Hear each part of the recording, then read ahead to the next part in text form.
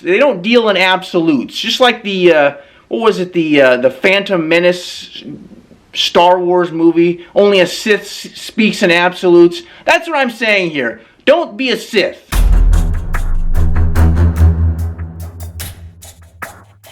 Greetings, baseball fans, and welcome to the Suicide Squeeze Baseball Show here on the Fireball Review channel. Well, a quick little video here that I wanted to conduct this evening. Something very disturbing happened in the baseball world today. No, the Angels did not suffer a starting rotation injury like they normally do this time of year, but the season's young. However, something bad did happen today to a team that I particularly don't really care for. In fact, this is probably the team I hate most in professional sports. I am speaking of the Los Angeles Dodgers, and I am speaking about Clayton Kershaw.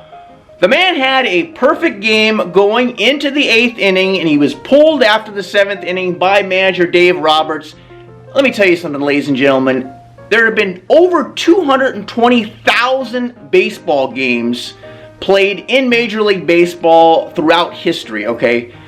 Only in 23 of those games has a man pitched a perfect game. If he is pitching a perfect game, I don't care if his eyes are bogging out of his head. You gotta let this guy finish the perfect game. I heard a lot of people on social media today saying, well, the weather was cold, he was injured last year, he's getting older, it was a shortened spring training. No. You gotta kind of use some common sense here. If the man throws 25, 30 more pitches, it's not gonna be a big deal. He's not gonna suddenly need Tommy John surgery. What the hell's going on out here? And I heard a lot of people today saying that this would severely hamper baseball's ability to attract younger fans and get fans involved in baseball. Let me tell you something, I don't think younger fans are going to be turning off Fortnite or whatever else video game is popular these days. They're not going to turn off TikTok and suddenly become baseball fans just because Clayton Kershaw pitched a perfect game. However, I will say this, one faction of fans that baseball is pissing off mightily right now, and that is the fans that they already have. People are very upset about a lot of things going on in Major League Baseball. There have been a lot of rule changes that people aren't satisfied with. They've made a lot of off-the-field decisions that have been very controversial over the past year and a half or so. And they're alienating a lot of these people. And these pitch counts and sort of the coddling of some of these pitchers. Nolan Ryan, okay, in the 70s, this man threw 235 pitches in a game, okay? Satchel Paige pitched 2 doubleheaders on the same day.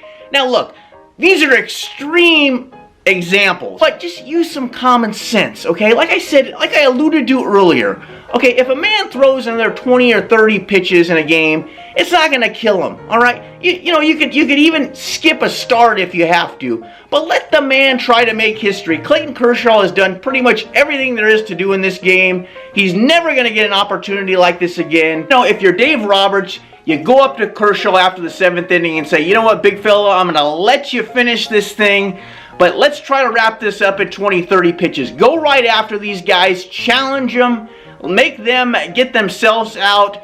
I mean, the Minnesota Twins, they're a big swinging team. I mean, everybody on that team tries to hit a home run every time up. You probably could have finished this perfect game in 15 to 20 pitches. That's probably all it would have taken. And it's just kind of crazy that some stat geek somewhere tells Dave Roberts, don't pitch Clayton Kershaw over 80 innings because the whole world will end if this happens. And look, I don't know if this is what happened. I don't want to disrespect Dave Roberts.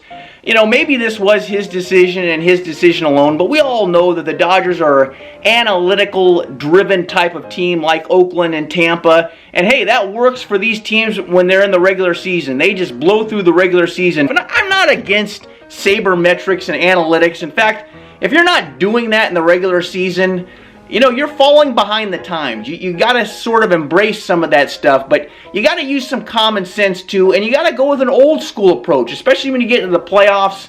And there are certain times when you just have to use common sense, and you have to do what's in the best interest of the game. And to not let this man complete this perfect game was not in the best interest of the game. And it's ironic because if you've seen the movie Moneyball, you'll remember that memorable scene where the scouts are sitting around, they're trying to replace Damon and Giambi, and there's no one nearly as good out there as either of these guys, and they're trying to say, well, this guy's good, this guy's no good because his girlfriend's ugly, and if he's got an ugly girlfriend, he's got no self-esteem, just pulling stuff out of their asses.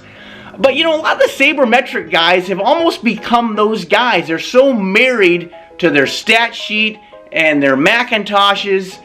You know, they just can't let the managers manage, let the players play. They got this ridiculous thing where the third time around the order, you got to pull the pitcher. You know, that's fine if it's the fourth or fifth guy in the rotation, or maybe even the third guy in the rotation.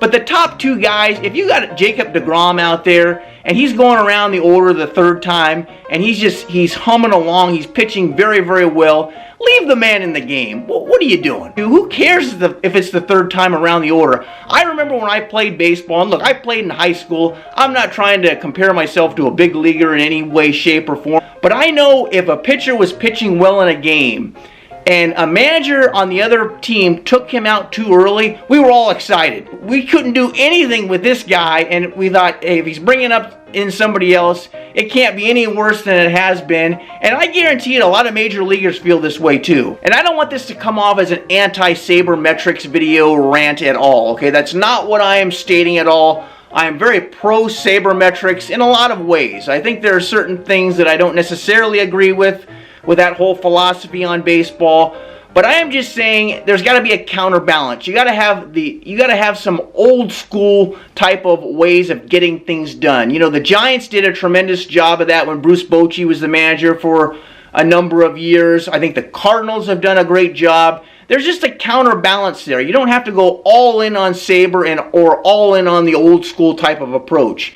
The best teams, the teams that have won World Series, sort of have that counterbalance. They don't deal in absolutes. Just like the the Phantom Menace Star Wars movie, only a Sith speaks in absolutes. That's what I'm saying here. Don't be a Sith.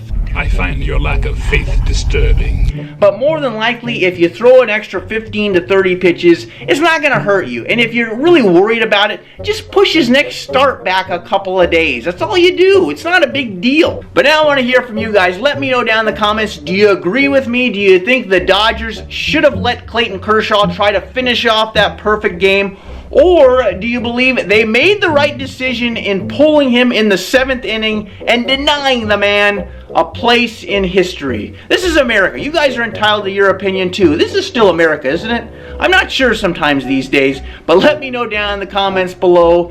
And what is a better cereal, Frosted Flakes or Captain Crunch? This is a very tough question. I don't even know how I would answer this question, but let me know down in the comments below. And as always, hit that dislike button if you like this video. Otherwise, see you next time. Toodles!